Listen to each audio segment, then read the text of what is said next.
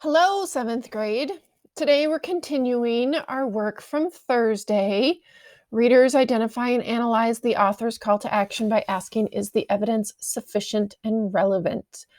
On Thursday, you were asked to read the article Debate, Our Zoo's Bad News, and take a closer look at the information presented and decide first, was the information presented from a voice of authority, a personal perspective, or others' words? And then the next part of Thursday's lesson was to decide, is the information presented by the author from that voice of authority or the personal perspective or others' words, is that considered to be sufficient and relevant evidence that supports the call to action?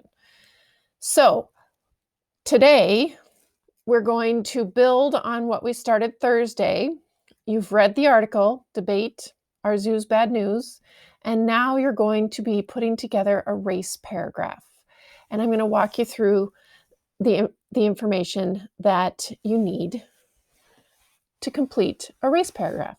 So, to begin, we are looking at the article, Tiger Attack, Spurs Debate. That's one section of this article, and we read through that already once, actually probably multiple times, and I highlighted the sentences: she escaped her enclosure and attacked a teenager and two other young men before bounding into the zoo's dense foliage and winding paths, as well as I highlighted a 4-year-old, 350-pound Siberian tiger named Tatiana. They shot and killed the animal, but the damage had already been done. One of the men the tiger attacked, 17-year-old Carlos Salsa Jr., later died of his wounds.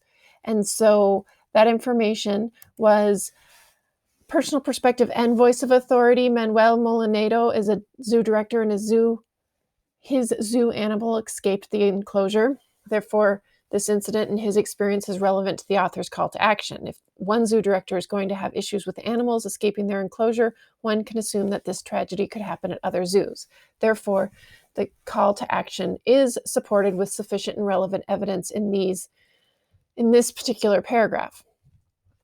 So then you were asked to work through this next section on your own, and that was Thursday's lesson, to respond and share.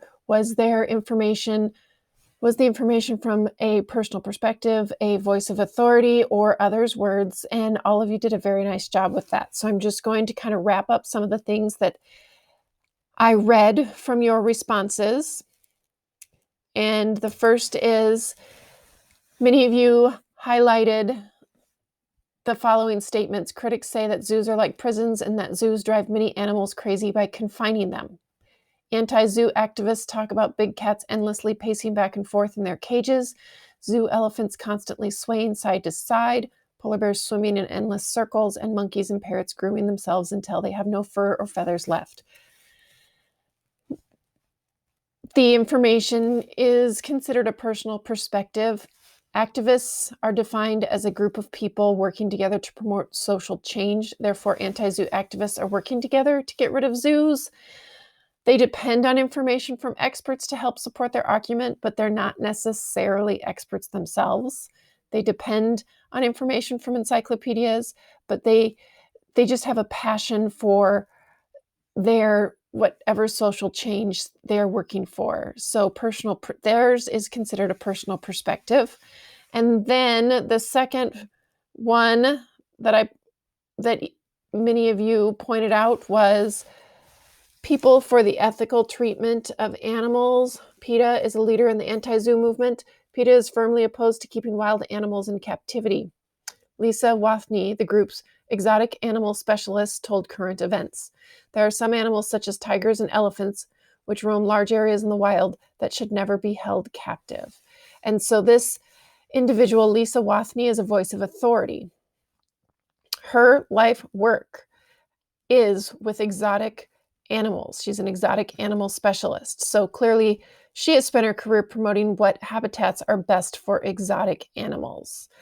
And so, to wrap things up, we are going to be putting this using information in a race paragraph. You are going to share if you believe the evidence shared from a personal perspective, from a voice of authority, and then as well as Manuel Molinado, who was a voice of authority and a personal perspective. You decide if the author was able to support the call to action with sufficient and relevant evidence. And so you're going to be writing your race paragraph. The directions in the article debate are zoos bad news. The author provides information regarding why zoos are bad in the sections tiger attacks spurs debate and zoos deserve booze. The author's call to action is get rid of zoos. What evidence does the author provide to support this call to action? Is the evidence sufficient and relevant? Please explain. And so what you'll do is you're going to use the RACE response, RACECE, and then I've given you some sentence stems to help you. In the article, debate are zoos bad news? The author's call to action is get rid of zoos. The evidence the author uses is, and then you decide, is the evidence sufficient and relevant? Or is it not considered sufficient and relevant evidence? And then the next step is to provide examples from the text, followed by an explanation, explaining why this evidence is sufficient and relevant or why it's not sufficient and relevant. Then a second example, and then an explanation explaining why or why not. Is it sufficient and relevant or is it not sufficient and relevant? And then last, just kind of wrap things up, is clearly the author has proven the call to action, get rid of zoos, or if you're saying no, the evidence was not sufficient and relevant, then clearly the author has not proven the call to action, get rid of zoos. So you're going to do all of this work on a document that is associated with this Google Classroom post, and here is the document you will be working in. I have the example from our Google slideshow there for you. You won't be able to type in it. It's a picture that I have pasted in the document, and then your directions, write your response using the RACE structure, write your response below the red line, and then use the sentence stems above to help you organize your paragraph. And you can start typing here, and you can put your paragraph together, and I look forward to seeing your response. We are familiar with RACE responses. I have 100% confidence that each of you is going to do very well completing this RACE response. As always, if you have questions, please email me. On Tuesday, I believe it's the 24th, I will be hosting a Google Meet session at 11 o'clock. So I'll put that in Classroom as well, and make sure to continue reading on a daily basis. I miss you all, and I hope you're all staying safe, and I hope you're all staying healthy.